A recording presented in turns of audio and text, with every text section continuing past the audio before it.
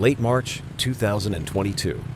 In the Philippines, the morning began like any other. Phones lit up, laptops opened, players logged into Axie Infinity. For many of them, this was more than a game. It had once been a source of income, a side job, and for some families during difficult times, it felt like a digital wallet hanging behind the screen. The Axies were still there. The marketplace was still running. The blockchain continued producing new blocks. No red warning lights. No emergency announcement. No message telling anyone that one of the largest crypto heists in history had just taken place. But behind the game, an invisible financial bridge had already been drained.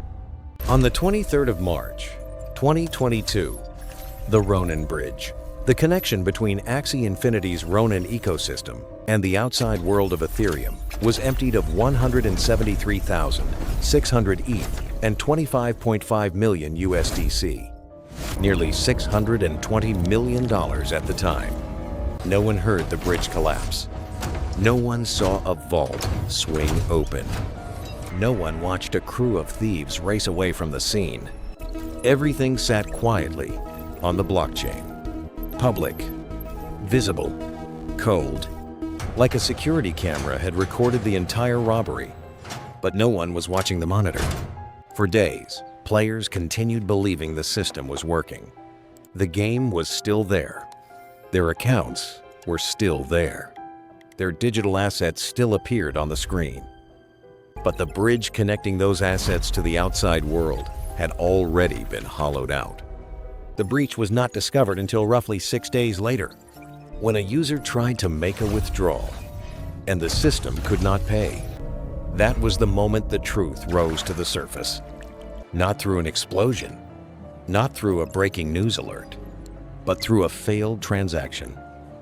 Someone arrived to withdraw their money and discovered there was nothing left behind the counter.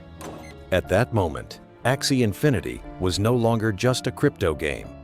Ronin was no longer just a bridge. It had become the scene of a heist worth more than $500 million. And a question began spreading across the Web3 world. Who could drain a major crypto bridge and remain undetected for nearly an entire week? At first, many assumed it was just another DeFi hack, a technical flaw, a weakness in the validator system, a mistake made by a project that had grown too quickly. But investigators began following the trail. The wallets, the movement of assets, the familiar behavioral patterns. And slowly, the shadow behind the attack began to take shape. The Lazarus Group, a hacking organization linked to North Korea, the same name that had surfaced after the Bangladesh bank heist. In 2016, Lazarus was accused of learning how to make a central bank send money through SWIFT. 6 years later, they no longer needed a central bank. They no longer needed SWIFT. They no longer needed the Federal Reserve. They had entered the world of Web3, a world where trust was written in code. Assets were protected by private keys, and blockchain bridges could hold more money than a small bank. This was not merely another crypto hack. It was the moment the Lazarus Group carried the lessons of Bangladesh Bank into a new financial world. A world that once believed code could replace human trust. But Ronin proved something colder. Whether the money sits inside a bank or on a blockchain, once the attackers gained the authority to sign, the system does not scream. It simply does exactly what it was programmed to do: move the money. To understand why the Ronin hack sent shockwaves through the entire crypto world, you first have to understand that Axie Infinity was never just a game. It began with small cartoon creatures.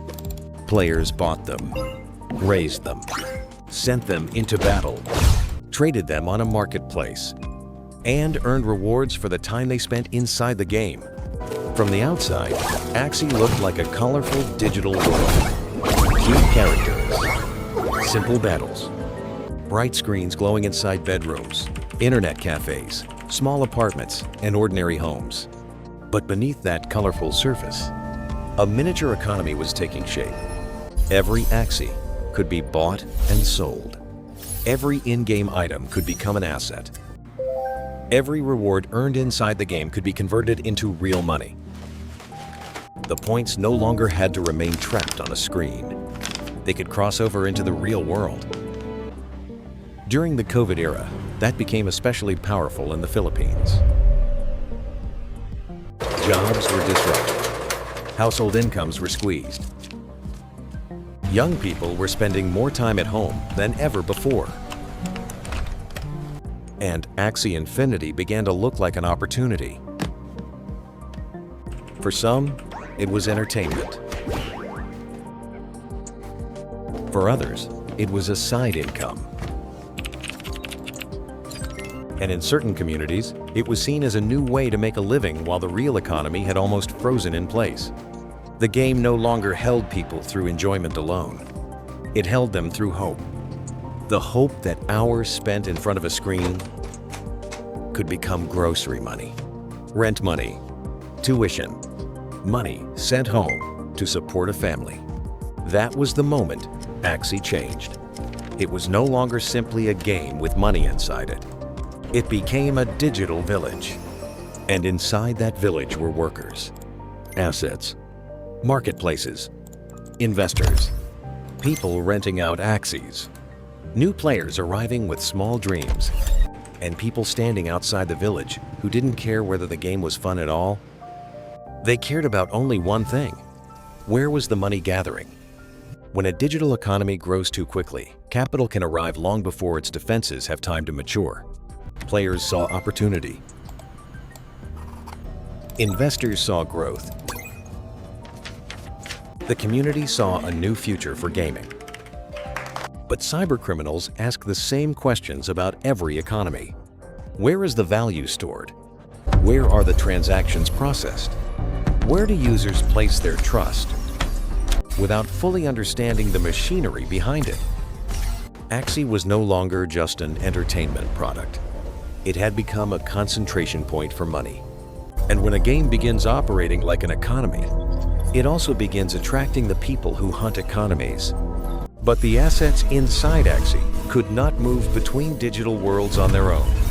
They needed a route, a mechanism that allowed value to travel from one ecosystem to another. And that route had a name: the Ronin Bridge. Ethereum is one of the largest blockchain networks in the world. But as Axie Infinity exploded in popularity, Ethereum became too expensive and too slow for a game built around countless small transactions. Every purchase, every asset transfer, every time there is a movement of assets. Every interaction with the system, users could face high fees and longer waits than they expected. For a game trying to serve millions of players, that was an existential problem. So Sky Mavis, the company behind Axie Infinity, built Ronin, a separate blockchain designed to make the Axie ecosystem faster, cheaper, and better suited to its players. Ronin was like a private economic zone. Inside it, transactions were easier to process. Players could buy, sell, trade, and use their assets without Ethereum fees choking the system. But this economic zone could not remain isolated from the outside world. Users still needed a way to move assets from Ethereum into Ronin. And when necessary, move them from Ronin back to Ethereum. That was the purpose of the Ronin Bridge. The bridge wasn't made of steel or concrete. It was a digital financial mechanism. When a user wanted to move an asset into Ronin, the system locked that asset on one side and allowed a corresponding version to appear on the other. When the user wanted to withdraw it, the process worked in reverse. As long as the request received the proper approval, the asset was allowed to cross. Imagine the Ronin Bridge as a customs checkpoint between two blockchain territories. Ethereum on one side, Ronin on the other. Not everyone who wanted to carry assets across the border could simply walk through. There had to be confirmation. There had to be inspection. There had to be a mechanism capable of deciding whether the request was legitimate. On Ronin, that responsibility belonged to the validators. Validators were the parties responsible for verifying and approving transactions. They functioned like the system's approval council. If enough validators agreed, the transaction was considered valid. Ordinary users never saw most of this process. They only saw a send button, a withdrawal button, a balance, a completed transaction. Their trust was placed in the machinery behind the screen. Trust that the validators were operating correctly. Trust that withdrawal requests would only be approved when they were legitimate. Trust that an outsider could not simply take control of the crossing. But every approval system has a vulnerable point. If attackers cannot convince the entire system, they look for a way to control enough of the people authorized to approve it. They don't need every seat on the council. They only need enough votes to determine the outcome. And in the Ronin attack, the number that mattered was 5. At the time of the hack, the Ronin Bridge relied on 9 validators. For a withdrawal to be approved, it required 5 signatures. 5 out of 9. On paper, that sounded secure. No single person could authorize a withdrawal alone. No single server could make the final decision. The system required a majority. But security doesn't depend only on how many signatures are required. It depends on how those signatures are protected, who controls them, whether too many are concentrated in the hands of too few people, and whether a temporary shortcut was ever opened, then forgotten. According to Sky Mavis, the attacker gained control of 4 Sky Mavis validators. But 4 was not enough. To withdraw assets from the Ronin Bridge, they needed a 5th signature. That signature came from the Axie validator, and the critical weakness was hidden inside an old arrangement. During a period of rapid growth, Axie had temporarily allowed Sky Mavis to sign transactions on its behalf through a gas-free RPC mechanism to help manage the increased workload. That arrangement was no longer being used for its original purpose, but the related access had never been properly revoked. A temporary side entrance had been opened during a period of heavy traffic, and long after everyone returned to using the main entrance, that side door remained open in the shadows of the system. The attacker found it. They didn't need a miracle. They didn't need to defeat all 9 validators. They didn't need to bring down the Ronin network. They only needed to collect enough authority to approve the transaction. 4 signatures from Sky Mavis. 1 signature from the Axie validator. 5 signatures. Exactly enough. In the physical world, a major financial document may require multiple stamps. 1 from the person who prepared it, 1 from the reviewer, 1 from management, 1 from the verification department, and 1 final approval before the transaction can proceed. If every stamp appears on the page, the processing department may never ask whether each person truly placed their hand on the document. It only sees that the file is complete. Ronin worked the same way. When the 5th signature appeared, the system didn't know it was being manipulated. It only knew that the required conditions had been met. No emotion, no suspicion, no instinct, only logic. Enough signatures. Authorize the withdrawal. That is the coldest part of the Ronin hack. Not that the system had no rules, but that the rules were satisfied by the wrong people. And once the approval council had been bypassed, the largest transaction in the attack began writing itself into the ledger. The 23rd of March 2022, 2 enormous transactions moved out of the Ronin Bridge. 173,600 M, 25.5 million USDC. Together, they were worth nearly $620 million at the time. There were no alarms, no chaotic trading floor, no bank employees running through hallways. Everything happened through records, lines of data, wallet addresses, transactions written onto the blockchain like countless others before them.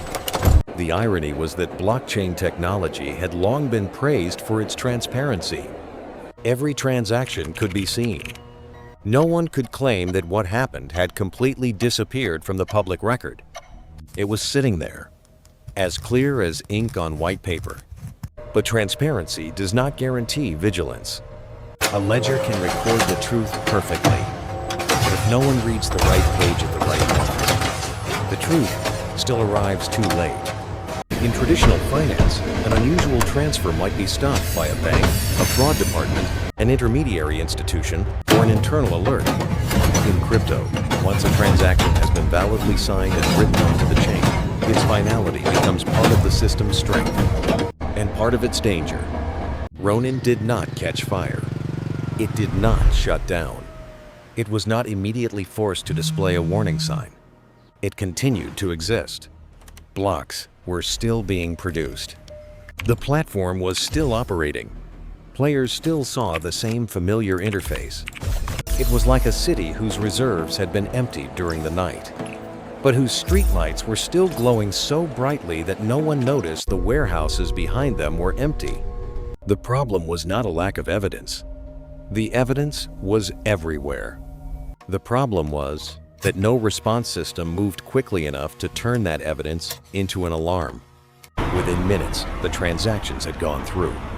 Within hours, the truth was sitting on the blockchain. For days, many people still had no idea they were looking at an ecosystem that had been drained at its most critical point. That is the difference between data and awareness. Data tells you what happened. Awareness is what makes people act.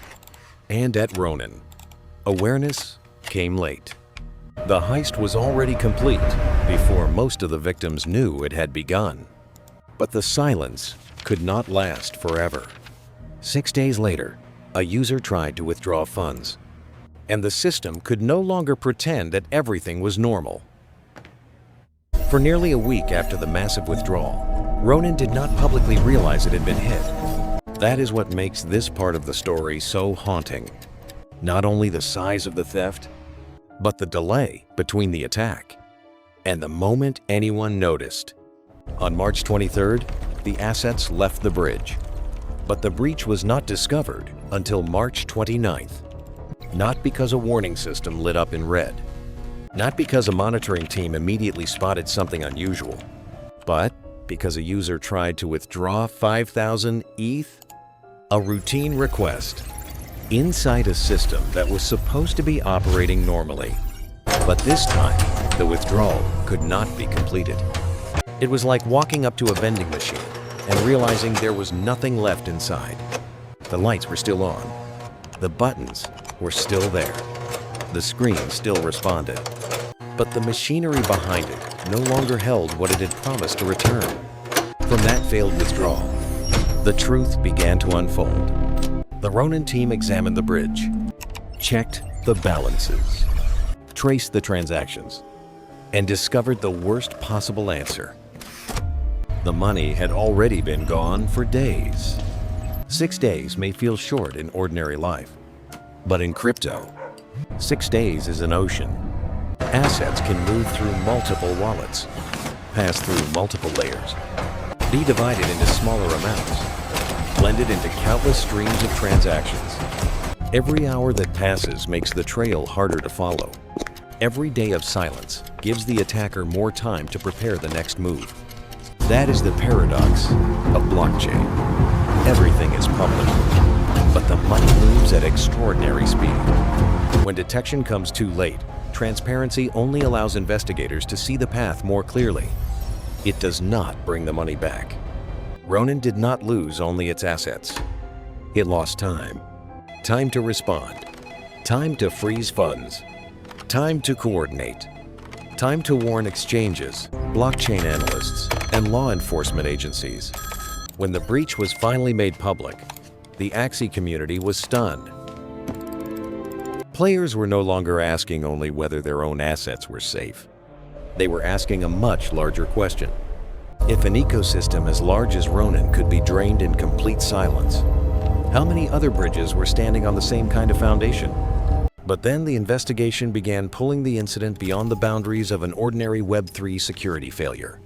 The trail started leading toward a familiar name, a name connected to attacks far larger than the crypto industry itself: Lazarus. When the FBI and the US Treasury attributed the Ronin attack to the Lazarus Group, the story immediately changed scale. This was no longer just a crypto project that had been hacked, no longer just a failure in validator management, no longer just another DeFi platform losing money. It became part of a much larger story, the story of state-sponsored cybercrime. The Lazarus Group was not a new name. It had been linked to the Sony Pictures attack, WannaCry, campaigns targeting banks and financial institutions, and most notably, the 2016 Bangladesh bank heist. At Bangladesh Bank, the attackers were accused of learning the language of traditional finance: SWIFT, central banks, reserve accounts, international payment instructions. With Ronin, the setting was completely different. There was no trading floor, no interbank payment network, no central bank in Dhaka, no reserve account in New York. But the nature of the target had not changed. Money was still concentrated in one place. Trust was still placed in an operating mechanism. And if that mechanism could be controlled, the assets could be made to leave. Lazarus was never loyal to a particular technology. It was loyal to the flow of money. When the money was held inside banks, they studied banks. When the money moved into crypto, they studied crypto. As assets moved from accounts to wallets, from SWIFT messages to validator signatures, from financial intermediaries to smart contracts and bridges, they followed. That is what made the Ronin attack so important. It showed that advanced threat groups did not view Web3 as a separate world. They viewed it as a new front, a place holding enormous amounts of value, growing at extraordinary speed, filled with young projects, new mechanisms, and users who often believed that decentralization automatically meant security. But to a group like Lazarus, complexity was not a barrier. It was a place to hide. According to US allegations and official statements, the Lazarus Group is connected to North Korea and its military intelligence apparatus. If that assessment is correct, then Ronin was not merely a private theft. It was part of a broader strategy, using cyberattacks to generate foreign currency. The money did not need to pass through a seaport. It did not need to move through correspondent banks. It did not require a shell company to appear at the beginning of the operation. It could move through crypto wallets, through exchanges, through mixers, through addresses so long and complex that most people could barely read them. The Bangladesh bank heist showed how an isolated state could allegedly use malware to reach into a central bank's reserves. Ronin showed that the same ghost had learned how to reach into the assets of a Web3 economy. After Bangladesh Bank, they did not disappear. They adapted. And in the crypto world, the second half of the heist begins after the money is already gone. Not with stealing it, but with making it harder to recognize. Once the stolen assets left the Ronin Bridge, they could not remain still. A wallet holding hundreds of millions of dollars was like a beacon glowing in the darkness. Every blockchain analyst could see it. Cryptocurrency exchanges could be alerted. Law enforcement agencies could monitor the address. So the next step was not to hide the money in the traditional sense. It was to make its journey longer, more complicated, and far more time-consuming to unravel. The assets were transferred through multiple wallets, broken into smaller amounts, routed through services designed to obscure the connection between the original sender and the final recipient. In the crypto world, a mixer functions like a machine that stirs different streams of assets together. Many flows enter, many flows emerge. Observers can still see that money is moving, but connecting each outgoing asset to its exact source becomes much more difficult. The US Treasury later stated that Blender.io had been used to process more than $20.5 million in illicit proceeds from the Ronin attack. Tornado Cash was also identified as part of the laundering process involving hundreds of millions of dollars in assets connected to Lazarus. This is the second paradox of blockchain. It does not erase history.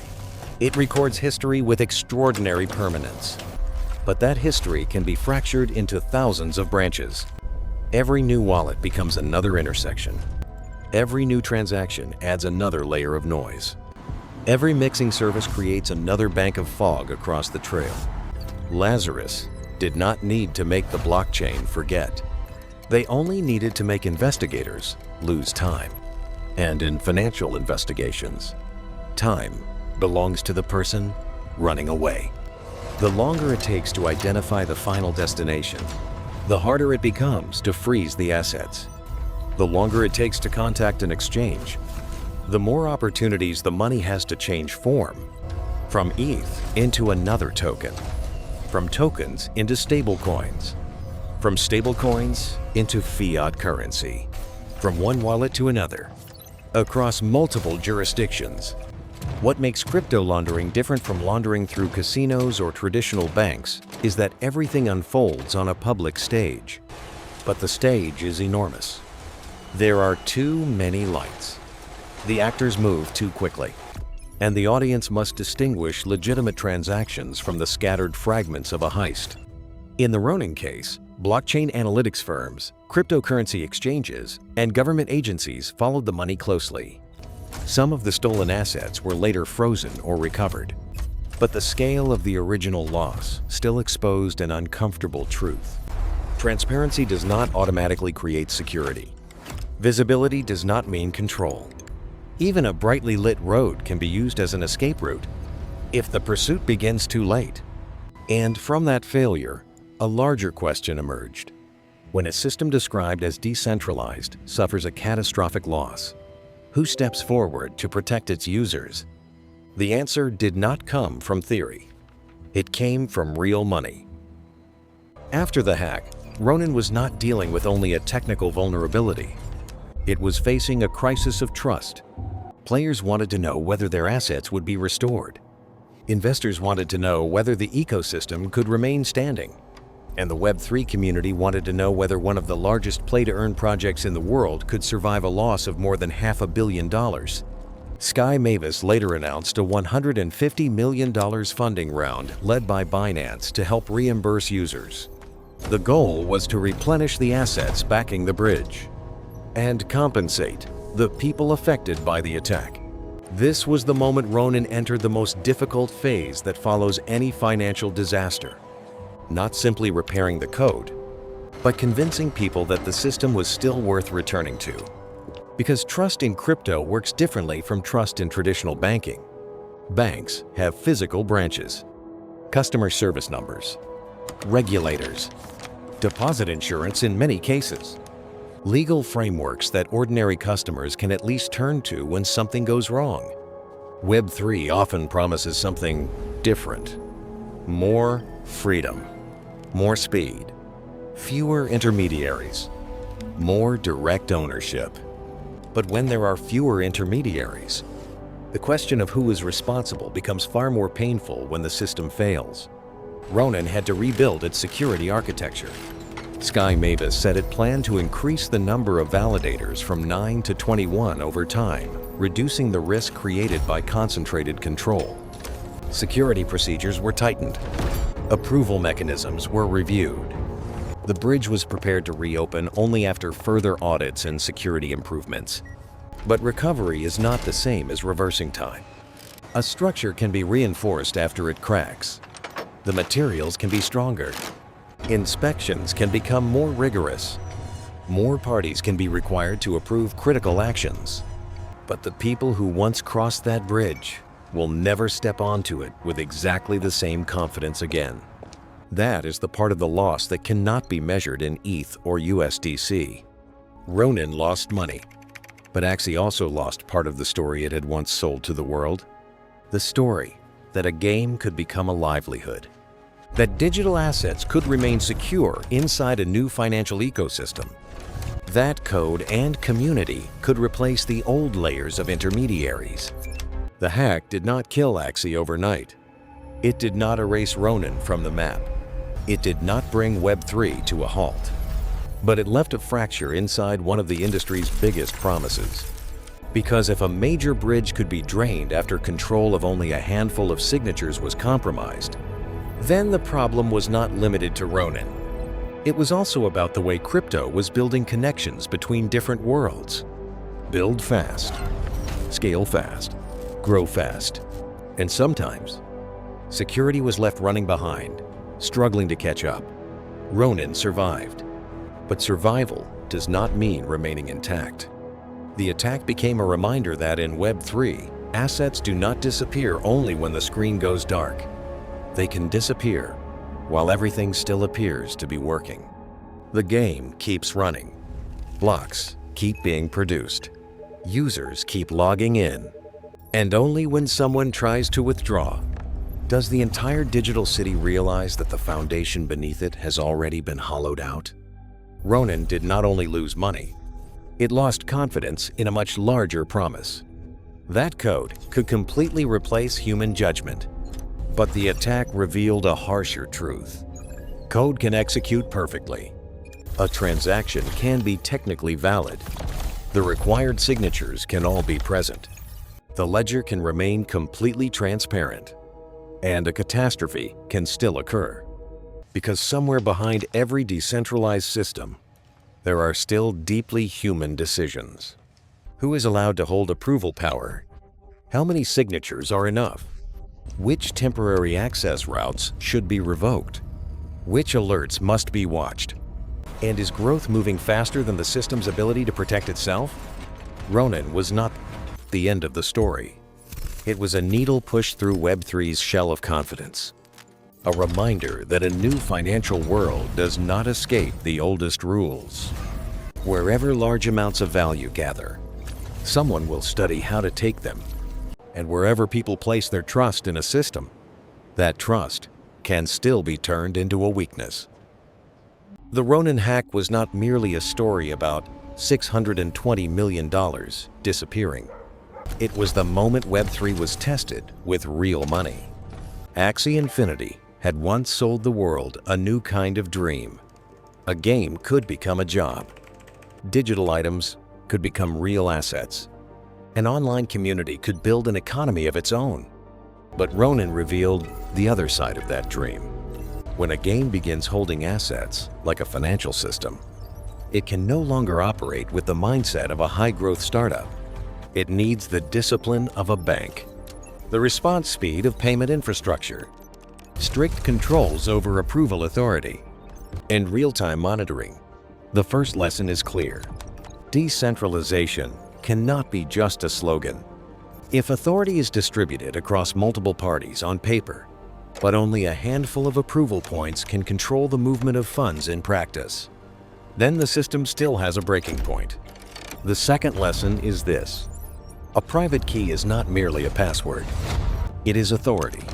Whoever controls the key can issue the command. Whoever loses the key loses control. And when enough keys fall into the wrong hands, the system does not debate. It executes. The third lesson is that blockchain may record everything. But recording something is not the same as protecting it. A transaction worth hundreds of millions of dollars should not remain unnoticed for days. In finance, delayed detection is part of the loss. The fourth lesson is that Lazarus does not care whether the target is a bank, a game, or a blockchain. It cares only about where the money is stored. When the money was inside Swift, they studied Swift.